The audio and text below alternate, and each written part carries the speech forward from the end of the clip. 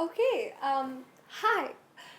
My name is Suhani, and if you have been on here, you probably know that I've posted one cover before, I think, and this is the first time I'm doing a video like this. And today I'm going to be talking about my favorite books of 2025. So, according to. Whoop, you didn't see that. Um, according to my journal over here, I read 42 books this year, and these six books back here were my favorites.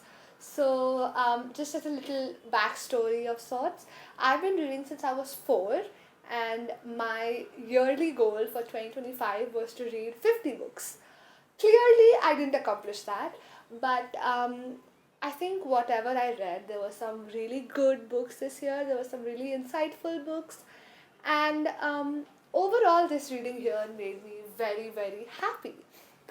And these are some of my favorites. They've sort of merged into the background, but I would like to tell you about them. And if you're here, thank you for being here and thank you for listening. So here we go. Okay, so one of my first favorites of this year was this book. So this is Pride and Prejudice in the City by Rachael Lippincott. Um, I absolutely love this book. It is a queer romance. It is a time travel queer romance, and so basically the two main characters, Audrey and Lucy, are sort of teenagers who are finding themselves, finding each other in this sort of time period where Audrey has traveled into the past, and they take forever to realize that they're in love with each other. And when they finally realize, the anticipation towards the end was my absolute favorite. It was written so well. I was quite literally, I had crawled under my table in anxiety because there was this sort of time crunch that they were on. I'll not say more and spoil it, but the fact that I quite literally physically crawled underneath my table and I sat there and read until the book ended. And that experience, the fact that a book made me do that, sort of, made me feel very happy, made me fall in love with this book quite so much. Um, I think it's very safe to say that it was a very cozy teenage romance. There was no spice, there was no sort of very big conflict, I guess. No, there was conflict, but it was just a comforting conflict, if you know what I mean. Um, so, all in all, 5 stars, so good. If you are interested in queer romances, this is definitely what I would recommend you. Okay, moving on. Another book that I read very early on this year was Fourth Wing by Rebecca Yarros, and I proceeded to devour the entirety of the series. I absolutely love this book. I think one of my favorite thing in this was the world building. So this was one of my first books of the year. I think it was March, if I'm not wrong. I was in the middle of exams and all that, so I didn't read much the first few months of this year. But safe to say that Fourth Wing was one of the books that got me into fantasy this year. I don't know if you can see this sort of shelf here, and the entirety of this area is fantasy. So I have Cruel Prince, I have of course Fourth Wing, I have Divergent, Once Upon a Broken Heart, and Shadow and Bone, all those sort of series that I read this year. Not all of them that I read, but these are the few that I bought as well this year. And Fourth Wing was one of my favorites. I loved Violet, I loved Xaden, I loved that sort of forced proximity trope that was there in this book, but then how it sort of developed into love and lust and romance, and it was just very interesting to read about. Um, if you sort of start delving into the world and the fan fictions that are with this book, the fan art, you sort of are so engrossed with it that you can't get out, and that's what I did. And I'm so glad that I did because it's a community. It was a big like bookstagram book talk rave that I got into very late, but I'm very happy that I did get into. I finished the entirety of the series that is out till now, so which is Fourth Wing, Iron Flame, Onyx Storm up till this year. And safe to say, this was one of my favorites of the year. If you're not a fantasy fan, I would still recommend this because I recommended it to around three of my friends and all of them loved it. All of them got into the series like me and we like sat down for hours and discussed this book. So I would never not recommend this book. If you're into romance, if you're into fantasy, or even if you're not, even if you're into like general fiction, I would recommend this book to you. Okay, so another one of my early reads this year was The Five People You Meet in Heaven by Mitch Albom. I don't usually read such inspirational books, um, but this book sort of changed my life. Like, I started anything that happened in this book, I thought about it so much, I pondered so much, and that only made me that much happier and that much in love with this book. So, Mitch Albom wrote Tuesdays with Molly, which is one of my dad's favorite books. And when I picked up this book, he was very intrigued because my dad usually doesn't read fiction. So, in Mitch Albom fiction that I was reading, he really wanted my reviews. And I gave it to him, and he also loved it. So, the main character in this Eddie, spoiler alert, he dies, but then again, not spoiler. And he goes through these five distinct people that he meets in heaven. And it's sort of like that ideology that when you die, you go through these 7 minutes where the best memories of your life play. It was on that like theory, except it's people. And the ending of this book was so full circle for me. Like, it just made me so satisfied with the book. Like when everything just came to the end, and I was so happy. It was beautifully written, and like it still lingers on in my mind in a way that I cannot express. Yeah, so generally fiction, literary fiction, even if you're a non-fiction lover, this book, so good, so good. Okay, back to literary fiction, or continuing with literary fiction, Paper Towns by John Green. Um, Turtles All the Way Down by John Green is, I think, one of the only John Green books I've read. Turtles All the Way Down and The Fault in Our Stars. Turtles All the Way Down is a book I can reread a dozen times and never get bored of it. I remember the plot, I remember the dialogues by heart, and I can still reread it. I love that book so much. So, someone gifted this book to me this year, one of my friends who's a big John Green fan. And I just, I guess this is very similar to the idea of Five People You Meet in Heaven. The theorization, the sort of character building in this was really beautiful. The full circle moment, the idea of what paper towns are. But then again, this book was also sort of mysterious because we are looking for the main character who is Margot, and Quentin is just on a hunt for her. So the fact that these two people can honestly barely know each other but still care for each other this much was very, very interesting to read about.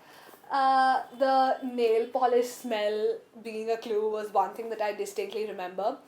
But safe to say that I have not watched this movie yet, so I'm not going to say anything about the movie. But safe to say that this book was really good, and John Green's writing really stood out in this.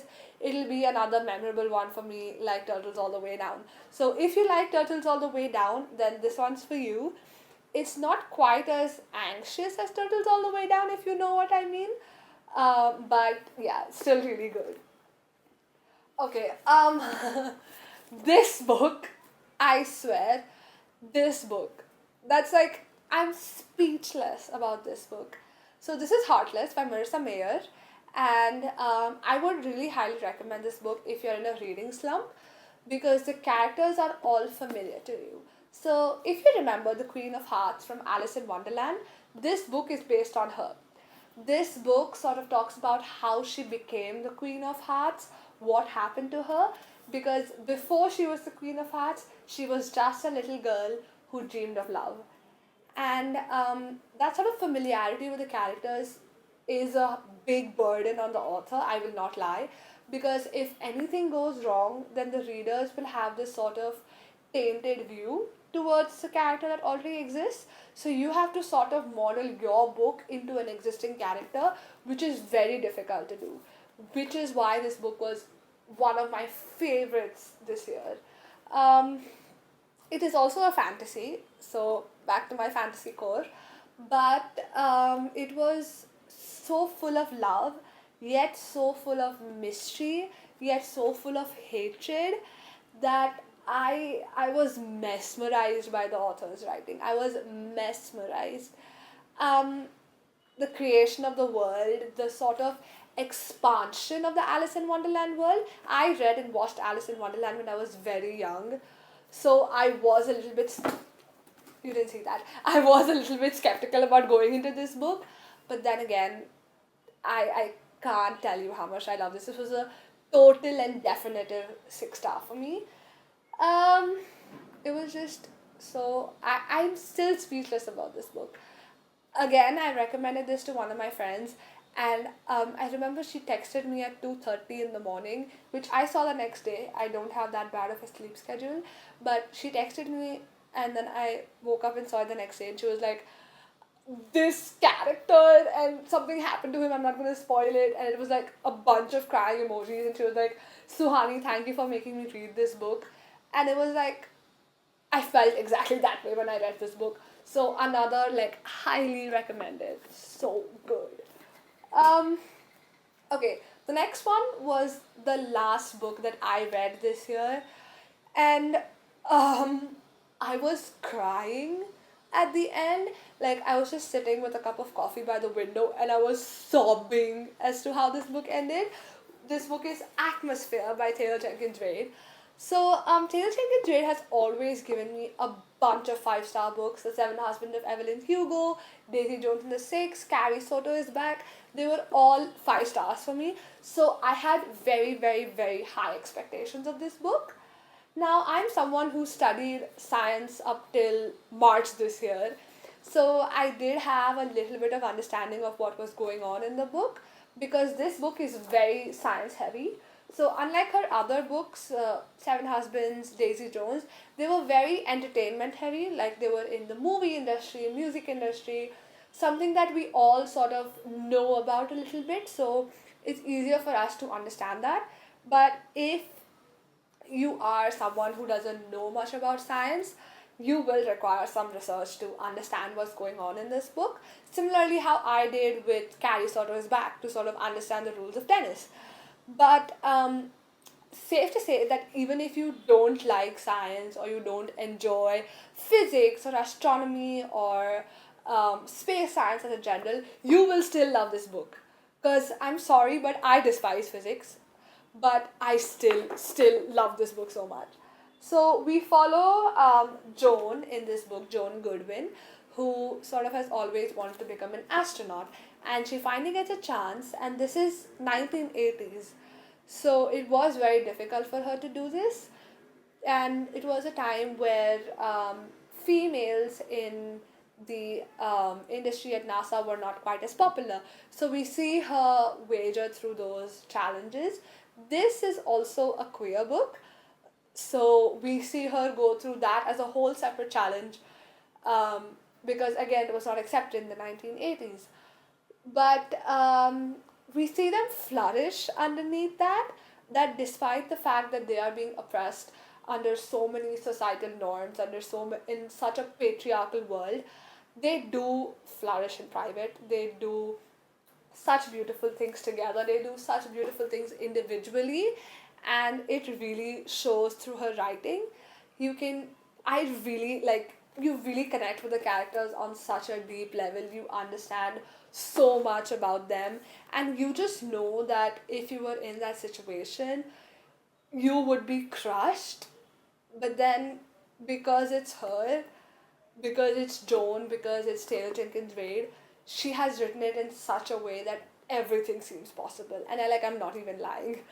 The last sort of, um, I don't know how many pages of the book, let me find out. I think around 50 or 60 pages of the book were so emotional, were so well written, and I think it's just so justifiably so, because her writing makes you want to sob, and there are very, very few books that have ever made me want to sob. Heartless was one of them, and Atmosphere was one of them.